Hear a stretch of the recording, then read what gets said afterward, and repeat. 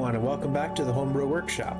In this video, we're going to tackle another one of the less used tools for Dungeons & Dragons 5th edition by taking a look at Weaver's tools, taking a look at what we know about them, and how we can make them just a little bit more interesting for our own use as players within the game. So without any further ado, let's look at Weaver's tools.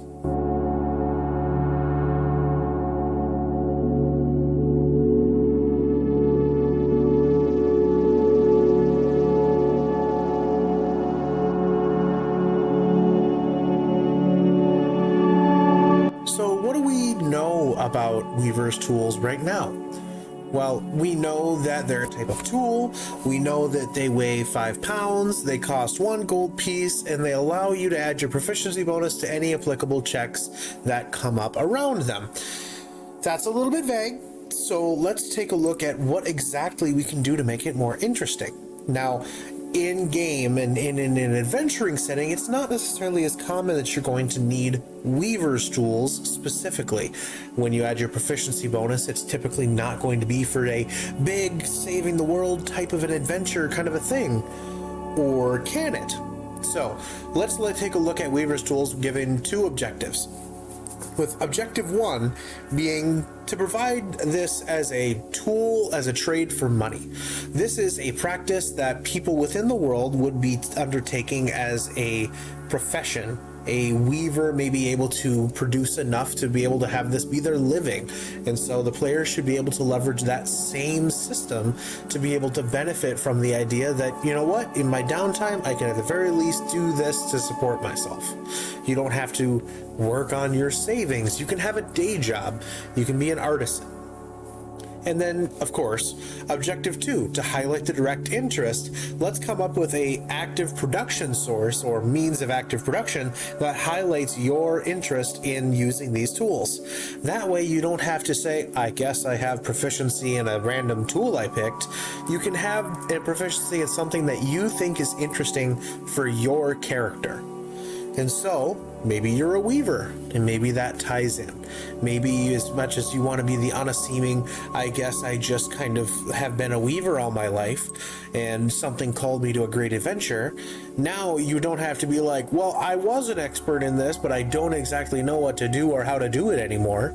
You know, that kind of a thing. So let's take a look at how we can actually accomplish this. How we can accomplish this is in a way by using the goal area 1 and 2 together, by using active production as a means of actually allowing for more highlighted influence of your proficiency and your knowledge as a weaver to kind of shape your character and provide you both a means of production for interesting objects and for money. Now, with many of these kinds of Tinker's tools, Weaver's tools, a few of these other tool systems, a lot of them are dependent on being able to produce an object that you then sell. So for goal area 1, we're going to take the active production that we would be doing for goal area 2, and just whatever you're able to make in whatever time you're able to make it, your active production is reliant on what you're able to sell. It's not a regular production kind of an effort like cook's utensils, where you could be hired to be a catered event or a chef for a catered event. You simply are able to make what you can make, and you have products and you sell it. And so having a shopkeep and being an artisan in that front, especially being a part of an artisan's guild, becomes more and more beneficial. And so this allows you to have that tie-in. But for goal area 2 then, in completing both of them, what does active production actually look like?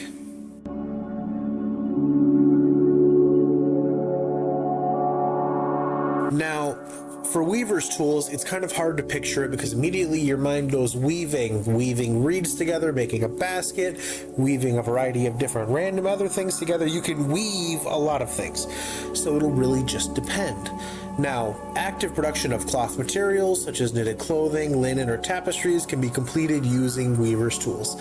Those are the examples that I can very easily come up with as something that someone would be able to do on the road, so to speak. You're able to sit there in the back of the cart as you travel and just kind of work on your projects for whatever they may be. But if you were able to sit down and have the ability to, find a festival or a fair, you would be able to use proficiency with these tools to add your proficiency bonus to some checks for maybe you're braiding hair. Maybe you are very specifically kind of a individual that is designed to be like a hairstylist or something like that. The equivalent of getting face paint or getting stuff braided into your hair at a festival. That would be weavers, whereas like face paint would be a disguise kit or another kind of a kit proficiency. But you can absolutely become the carnival vendor if you have both of those proficiencies. It would be very easy to do that. And so looking at that, you aren't necessarily limited to the following. You have the opportunity to leverage it in a variety of different ways. So the first step of this active production process is to determine the project that you're going to even attempt. You must determine both the size and the complexity of the piece. For example, our gargantuan sized tapestry will take way longer than a tiny little doily. First, choose the project size on the size table right here, and then determine the complexity of the piece within the complexity table. With these two tables, you can calculate the project DC, which is 10 plus the size and complexity modifiers. Now, that's a little bit much here that'd be thrown at you. Basically, what you're looking at is, okay, I know how large it needs to be. If I'm going to be making a 10 foot by 10 foot tapestry, maybe that is a large size tapestry, and it'll tell you how much time it'll take to actually spend it. So a large size tapestry has a size value of 6, and it will take 6d4 hours. Basically, you would expect to have a number of d4 hours equal to the size value modifier as an easy kind of shorthand. And then you keep in track the DC modifier based on the size. Larger amounts of material are going to be a little bit more difficult to work with by virtue of them taking up more space, being a little bit more cumbersome, just kind of generally in the way, that kind of thing. At the same time, the complexity can affect both the value and the hard, difficulty that it is actually going to be to make the object. So if you want to make a low complexity 10-foot tapestry and you're effectively just trying to make blankets, right? It's something simple.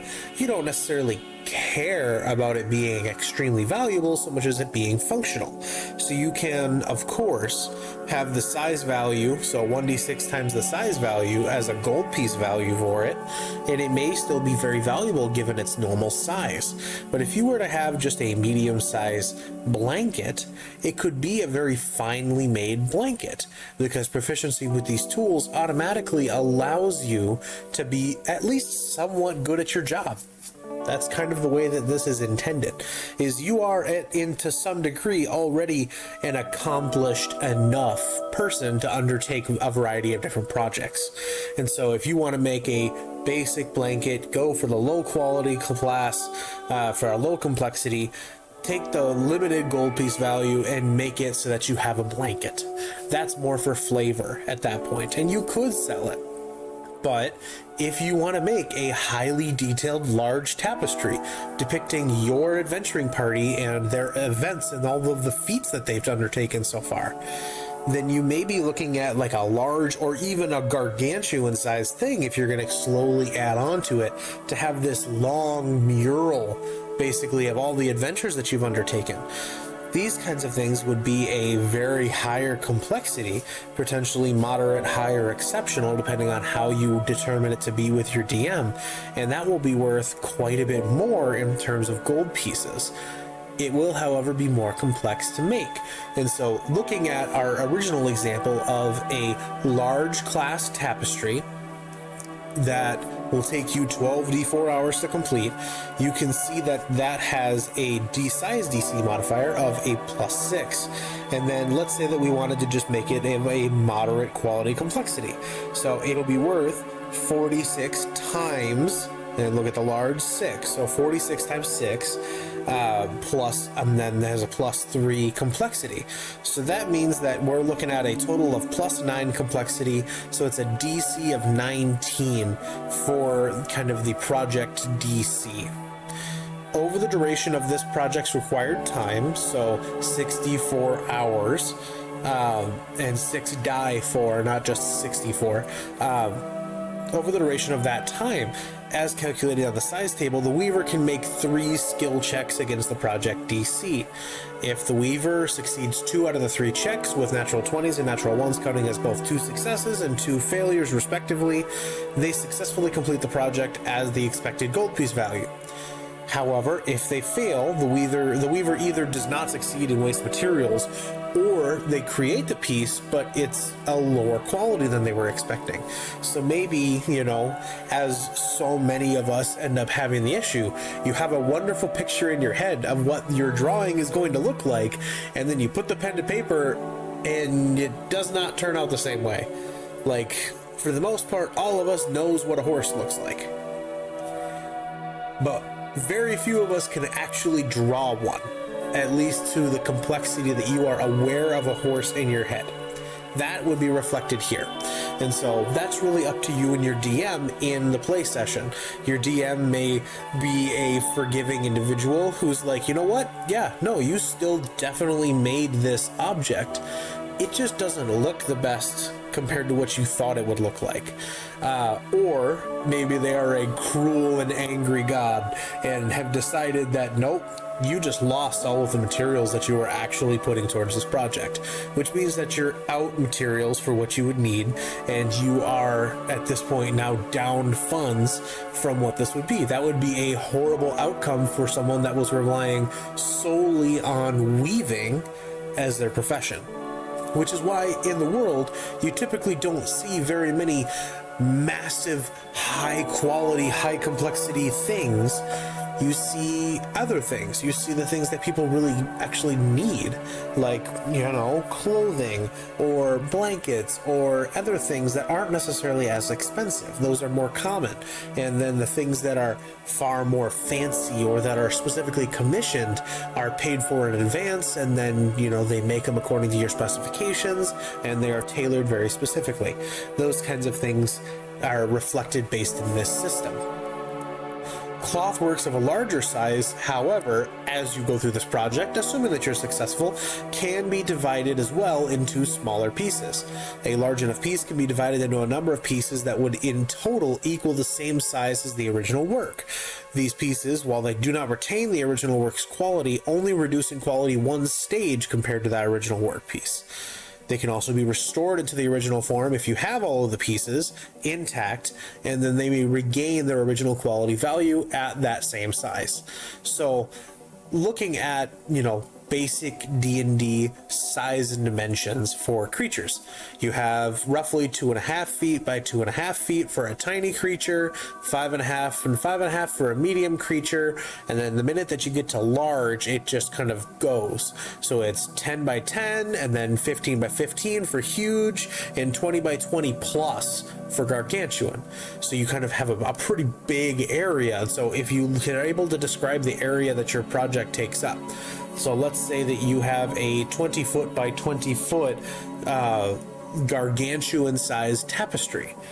Maybe it's a 4-panel tapestry, and you're able to cut it along those 4 panels to make 4 smaller pieces.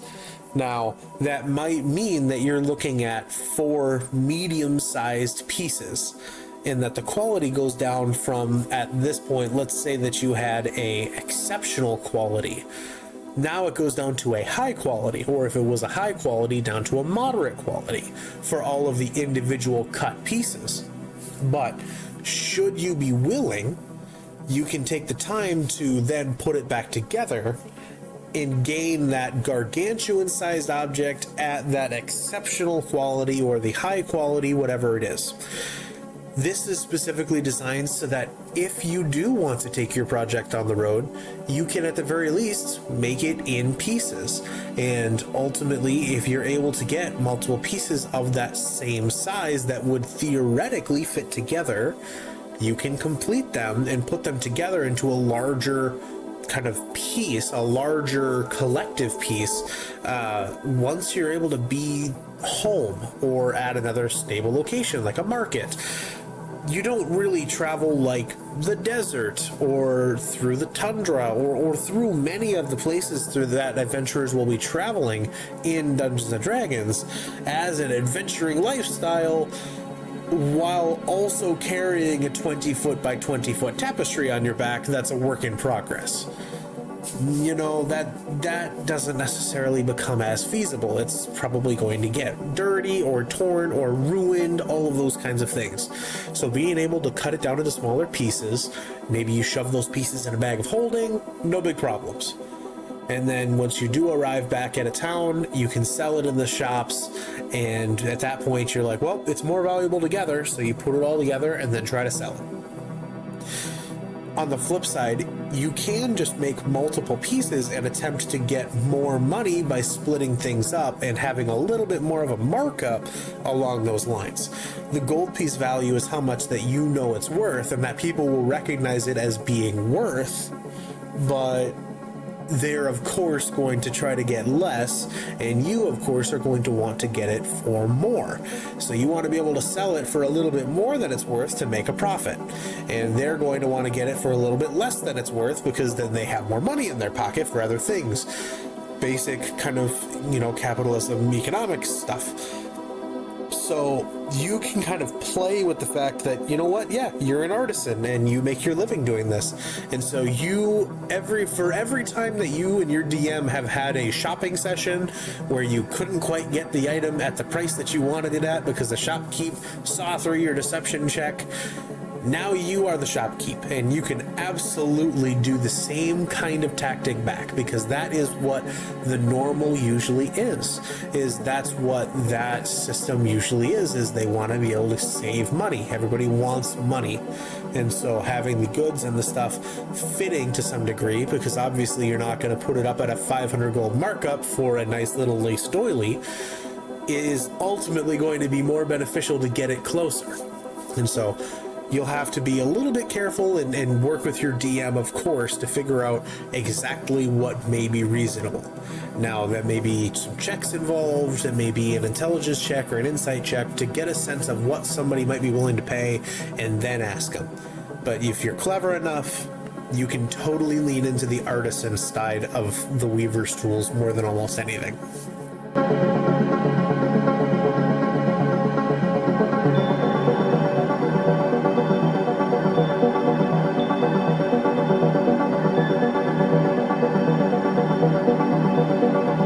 Well, that's it for the Weaver's Tools. Thank you all for watching. I know these are a little bit weird because, you know, Weaver's Tools are different. They're something that we don't normally deal with for D&D 5th edition. They're just kind of a, yeah, I guess this is a hint at my backstory. I used to be this thing. But it doesn't necessarily have to be. So let's kind of elevate this and make it a little bit more interesting to actually have these kinds of proficiencies. So, thank you all for watching, though. I will see you all in the next video, but be good to one another. And until next time, bye.